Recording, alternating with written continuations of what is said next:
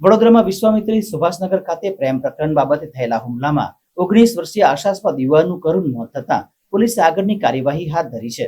વડોદરાના વિશ્વામિત્રી નજીક આવેલ સુભાષનગરમાં રક્ષાબંધનના પવિત્ર અવસર પર યુવાન પર ઘાતકી હુમલો થતાં આશાસ્પદ યુવાનનું કરુણ મોત નીપજ્યું હતું। સૂત્રો દ્વારા પ્રાપ્ત માહિતી મુજબ અગાઉથી પ્રેમ પ્રકરણ હોવાના કારણે તેની અદાવતને લઈને ઈર્ષા રાખી પતિ તેમજ તેના દીકરા પર તીક્ષ્ણ હથિયાર સાથે ધસી આવેલ અસામાજિક તત્વો દ્વારા ઘાતકી હુમલો કરવામાં આવ્યો હતો, જેમાં કેશવ વિજયભાઈ મારવાડીનું કરુણ મોત નીપજ્યું હતું। ઘટનાની જાણ થતાં જ રાવપુરા પોલીસ સ્ટાફ ઘટના સ્થળે દોડી આવ્યો હતો અને વધુ તજવીજ હાથ ધરી છે। જ્યારે DCP zone 2 Abhay Soni, Ashok Rathwa, ACP C division પણ બનાવની ગંભીરતા જોતા સયાજ હોસ્પિટલ ખાતે આવી પહોંચ્યા હતા।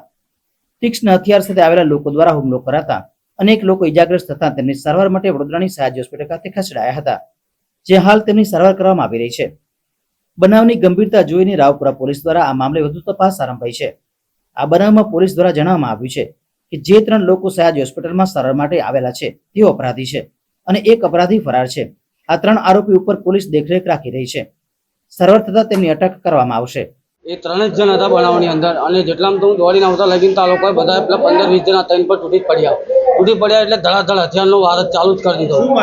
ચપ્પા હતા, ધારિયા હતા, તરવાલો હતી ને લાકડીઓ હતી ને આવું બધું હથિયાર લઈને ટોટલી જ આવેલા। મારો ભત્રીજો થાય છે જે કેશવ વિજયભાઈ મારવાડી, તેનું નામ।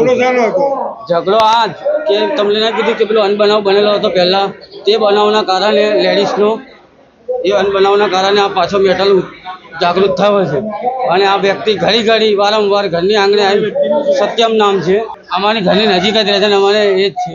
હવે અમે આમાં તપાસ કરવાના છીએ કે ખરેખર કોણ સંબંધ મહિલા જોડે રાખતા હતા અને કઈ રીતે એમના દિવસે ઝઘડું થયું હતું, ખરેખર અને મૃત્યુ કઈ રીતે થઈ હતી, આ બધું અમે તપાસ કરવાનું છે।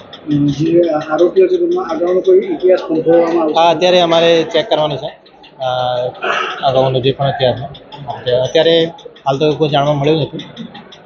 આગળ જે પણ ઇતિહાસ હશે આ બધું ચેક કરવાનું। ઈસુ પછી ભોલી શિવમ એ 4 ભાઈઓ, 4 કે 5 ભાઈ હતા।